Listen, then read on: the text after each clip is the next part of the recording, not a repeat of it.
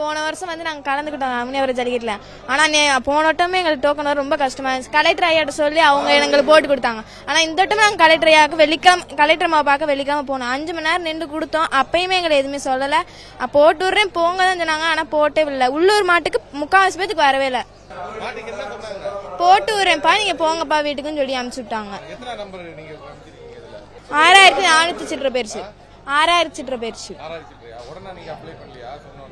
சொன்ன உடனே அப்ளை பண்ணியாச்சு. அதுக்குமே லேட் ஆச்சு. வர வர ஆன்லைன் பண்றதே ரொம்ப டைம் ஆகுது.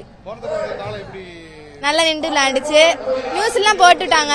ஆனா இந்த வட்டம் மாடு யாருக்குமே டோக்கன் கிடைக்கவே இல்லை. அவ்வளவா மாடு வந்து இங்க பின்னாடி தான் இருக்குங்கிட்ட.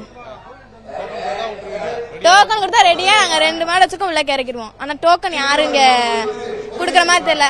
அதான் பார்த்து நின்று வாங்கிட்டு போலான் இருக்கோம். தெரியல. டோக்கன் வேற ஊர்ல இருந்து வந்திருக்காங்க. அவங்க தான் இறக்கிருக்காங்க. உள்ளூர் மாடு பாதி மாடு இல்லவே இல்லை. எப்படிதான் தெரியல. ஆனா சரி நாங்க நின்று கேட்டு போவோம்னு சொல்லி நிக்கிறோம். மேயரை பார்த்துட்டு நிக்கிறோம். மேயர் மூர்த்தி அவரை பார்த்து தான் அவர் தான் அதுக்கு டோக்கன் ஃபுல்லாகவே இருந்தார். அவரை பார்த்தா கண்டிப்பான முறையில் கேட்கணுன்றதுலாம் இருக்கும்.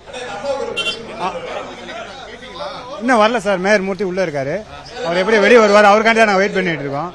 போன வட்டம் மேயர் மூர்த்தி தான் அவர் தான் நம்ம பாப்பா போட்டு விட்டது கலெக்டர் சொல்லி. இந்த வட்டம் கலெக்டர் அம்மாவை பார்த்துமே ஒன்றும் எந்த ஒரு நடவடிக்கை எடுக்கல. நாங்கள் மட்டும் மனவரத்தில் இல்லை, உள்ளூருமே ஏகப்பட்ட பேர் மனவரத்தில் போடுறாங்க. அலங்காநல்லூரில் கிடைச்சா கூட எங்களுக்கு வாய்ப்பு நல்லதுதான். அலங்காநல்லூர் கூட அது சார். ஏன்னா 3 நாள் கேப் இருக்கு.